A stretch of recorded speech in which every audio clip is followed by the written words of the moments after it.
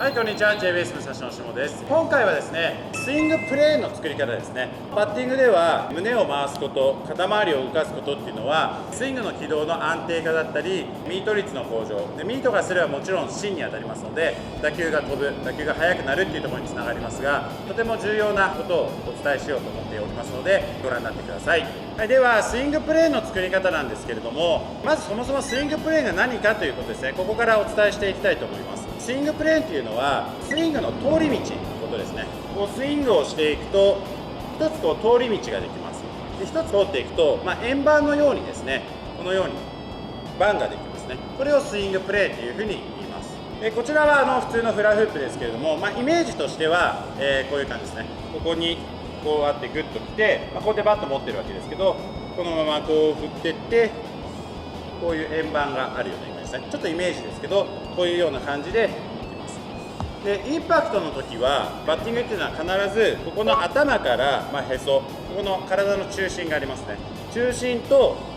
インパクトの角度、ここは必ず合理的に触れていればですね、90度、ほぼ90度になります。なのでここの体の傾きと90度の関係をできるだけずっと同じように持っていくっていうのがすごく大事になります。ここの体、体幹部でもいいですけども、こことバットは必ず90度の関係なので、これを巻き戻すとこういう形になってきますね。でこれが打った後だとこのままこうなってきます。なので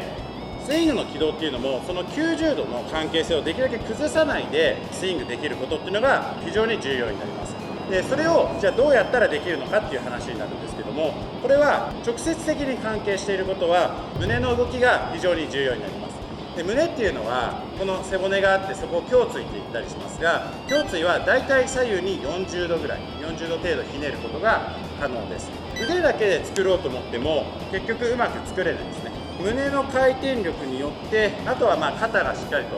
グッと顎の方に来ることや、肩甲骨がしっかりと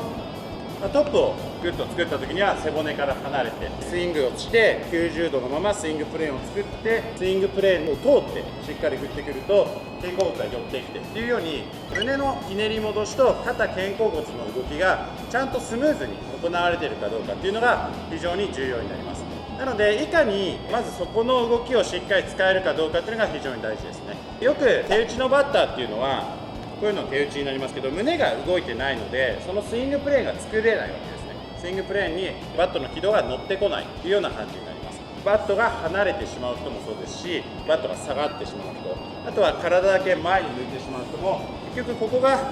回って持ってってるっていうよりは向きを変えてしまったり、最初に腕を使ってしまうとスイングプレーンからすぐ外れてしまうということになってきます。なのでいかにですね、この胸の動きに対して腕が同調してついてくるっていうのがすごい大事です。よくトップハンドで押し込む、後ろ手で押し込むとかも言ったりしますが、この動きも胸の回転とともにしっかり行ってこないと逆効果になることもあります。肘だけグッとこう入れ込むとよく言われますが、それはバットがこう必ず下がる動きっていうのが出てくるので、これは前提としてはこの胸の回転のタイミンググッと作って少し後方向きになって、これがしっかり回ってくる動きと一緒にセットになってないとほぼ効果がないので、この辺も非常に重要です。腕を使うタイミングと胸を回すタイミングっていうのは基本的には胸がいってほぼ同時にいくので、ここのタイミングの使い具合っていうのもすごく重要ですね。前手だけでももちろんダメですし、後ろ手だけでも下がってしまうっていうような傾向ですね。バットヘッドが倒れ込んでしまうというような動きがあるので、そのままいくと下がるとか外側に開くとか、あと腕が水平になって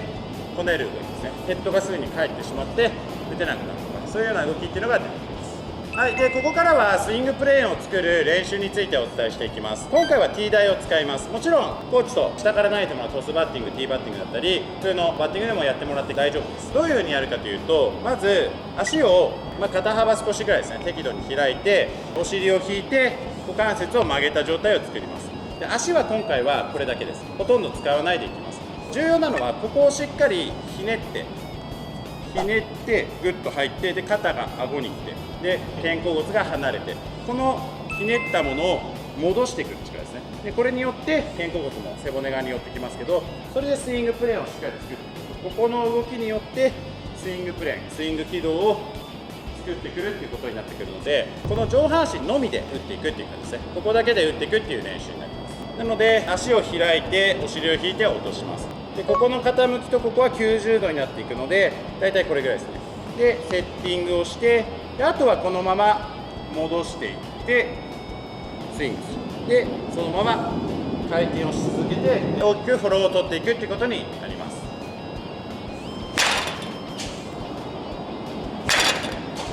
はい、今のようにですね、上半身の胸部分の回転力、これをしっかりと利用して使っていきます。でよくあるエラー動作なんですけれども、胸の回転が弱いとですね、このままこう割ってしまうので、スイングプレーンが、本来はこう行きたいと、ここに行きたいものが腕の力とか胸の回転力が不足してしまうと、こう行きたいものに対して下がってくるっていう感じですね。こう行くような感じなんです。打った後にスイングプレーンを通れないという場合は、少し胸の回転力が不足して腕の力に頼っている場合っていうのがあります。で、上に跳ね上がる場合もそうですね。逆に打った後にこうなってしまうっていうのも、過度に腕の力でスイング軌道を作ってしまっているので、いかに90度の関係をずっと保てるかです。これがここに行きたいのがこう跳ね上がってしまうっていうのも、手で、特にこの前腕ですね、肘から先の前腕の動きをうまく使ってしまっているので、おそらく手打ちになっている可能性というのが非常に高いです。あとはスイングの出だしの話なんですけれども、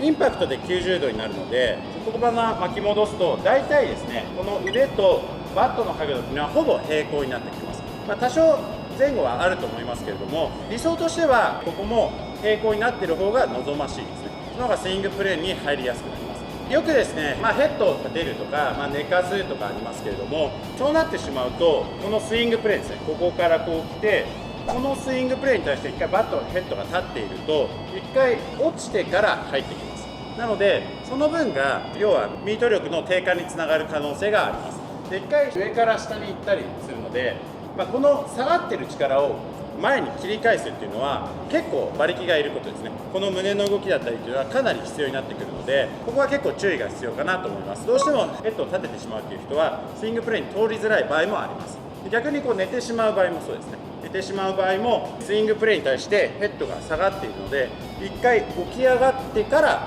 振ります。で、この後スイングプレーに乗り続けるっていうのはかなりここの胸の回転、肩周りの動きの力が前提としてあれば可能だとは思いますが、あまりお勧めはできないですね。できるだけ90度の関係の巻き戻したところで、ここでトップがつけるスイングの開始の時ですね。ここからグッとスイングの開始の時に持ってこれるといいかなと思います。なので振り出す位置ですね、ここは非常に重要になってくるので、途中が立ってたとしても、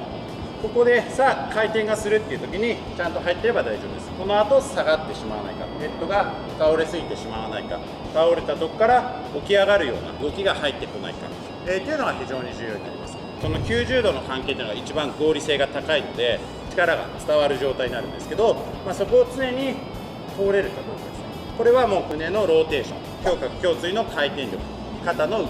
肩甲骨の動き、この辺がほぼになっているので、ここをですね、いかにできるかどうかが非常に重要になってきます。で、エラー動作としては、先ほど言ったようにスイングプレーンから上がる、スイングプレーから下がるというのは手打ちになっている場合が多いのと、出だしで離れてしまったりする場合とか、下がってしまう場合は、ここでの腕とバットの関係がおおよそ平行になってない場合があるので、この辺りは気をつけた方がいいかなと思います。